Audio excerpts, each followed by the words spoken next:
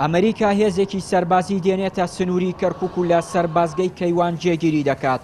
بە پێی زانێرەکانی پەیامیش ئەم هێزەی ئەمریکا کاریان چاودێری هێزە ئەمنی عێراقیەکان دەبێت و بڕیاری شاژوورێکی ئۆپراسیۆنی سەربازی کە هەموو هێزە ئەمنیەکان بە پێشمەرگەشەوە لە خۆ بگرێت دروست بکات.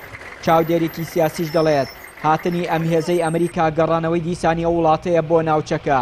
ئەمەش دوای بەڵێنەکانی دۆناڵد ترامپ دێت کە ئاماژەیدا بەوەی جارێکی تر بێ بەرامبەر پشتیوانی عێراق ناکەن.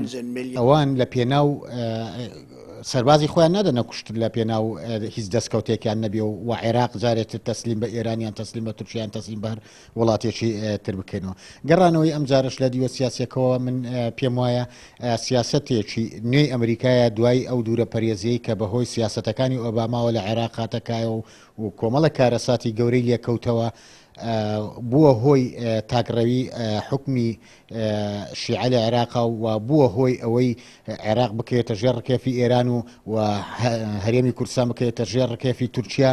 ئەمە وای کرد جارێکی تر ئەمریکا بە سیاسەتەکانی لەم ناوچەیەدا بچێتەوە. ئەم هێزەی ئەمریکا تاکو ئێستا زیاتر لە 40 هەمەڕی سەربازیان گەیشتووەتە کەرکووک. بە پێی زانیاریەکان وا بڕیارە بەشێکی تر لەو هێزانە لە ماوەی چەند ڕۆژی داهاتوودا بگەنە شارەکە.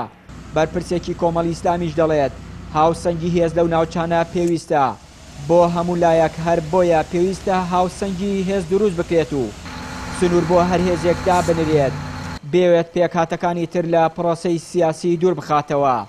دیارە هاتنێو هێزە ئێمە پێمان وایە لە دوای 16 ئۆکتۆبرەوە کە تەوازنی هێز لە شاری کەرکووک و دەوروبەری گۆڕا بەڕاستی کە جێشی عراقی و هەشتی شعبی ئێستا باڵادەستن و دەسەڵاتدارن کە هێزە سیاسی کوردیەکان لە شاری کەرکووک هیچ کاریگەریەکیان نەماوە. ئێمە پێمان وایە ئەمریکا ئەگەر بێوێ تەوازن ڕابگرێ و هێزە کوردستانەکانیش لە شاری کەرکووک کاریگەری خۆیان هەبێ بەیەکەوە وەکو نێوەندگیریە وەکو کەسێک کە چاودێری ڕەوشەکە بکە ئێمە پێمان باشە، چونکە ئێستا بمانوێ نەمانوێ خەڵکی لە دڵە ڕاوکێدایە و خەڵکی قەنەعەتی وایە ئەم وەزعە ئەوها نابێ. پێویستە بە هەماهەنگی هەم هێزە کوردستانەکان هەم حکومەتی عێراقی بەیەکەوە شاری کەرکووک بەرن بەڕێوە.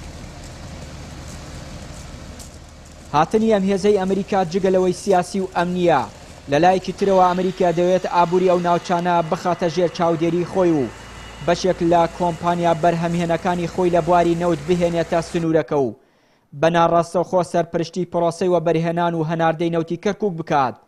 ئەمەش دوای ڕەزامەندی و هەماهەنگی تەواو لەگەڵ حکومەتی عێراق. چیانووری کەناڵی ئاسمانی پەیام، کەرکووک.